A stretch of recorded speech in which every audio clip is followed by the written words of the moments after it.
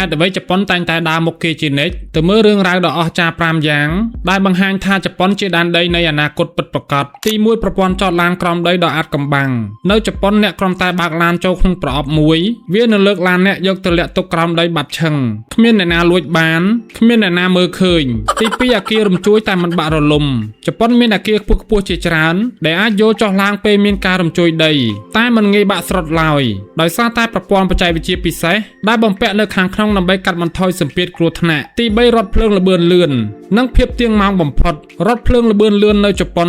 រត់លឿនរហូតបាត់ពីភ្នែកអ្នកត្រឹមតែ1វិនាទីអ្វីដែលកាន់តែអស្ចារ្យគឺភាពទៀងម៉ោងរបស់វាគឺត្រឹមត្រូវបំផុតសូម្បីតែការយឺតយ៉ាវត្រឹមតែប៉ុន្មានវិនាទីក៏ត្រូវបានចុះផ្សាយជាព័ត៌មានដែរទី4ទីក្រុងតូក្យូដ៏ធំល្វឹងល្វើយតូក្យូគឺជាទីក្រុងដ៏ធំធេងដែលប្រជាជនរស់នៅពេញមួយជីវិតតែពួកគេមិនទាន់ស្គាល់សពគ្រប់ផ្លូវថ្នល់នៅឡើយអគារខ្ពស់កប់ពពកមជ្ឈមណ្ឌលលក់ទំនិញរាប់រយនិងមនុស្សអ៊ូអររាប់លាននាក់គឺជាទស្សនវិជ្ជាធម្មតានៅទីនោះទី5ទោះបីជាមានមនុស្សណែនតាន់តាប់យ៉ាងណាក៏ដោយក៏ប្រព័ន្ធគ្រប់គ្រងទីក្រុងរបស់ពួកគេនៅតែល្អឥតខ្ចោះគ្មានការរញ៉េរញ៉ៃគ្មានការស្រែកឡូឡាគ្រប់យ៉ាងគឺដំណើរការដោយម៉ាស៊ីនរ៉ូបូតនេះហើយជាមន្តស្នេហ៍ដែលធ្វើឲ្យពិភពលោកកោតសរសើរជប៉ុនមិនដាច់ពីមាត់ជប៉ុនពិតជាអស្ចារ្យហួសពីការស្មានចុះអ្នកទាំងអស់គ្នាវិញបើឲ្យរើសបច្ចេកវិទ្យាមួយយកមកប្រើក្នុងស្រុកយើងតើអ្នកចង់បានមួយណាជាងគេកុំភ្លេចខមមិននៅខាងក្រោម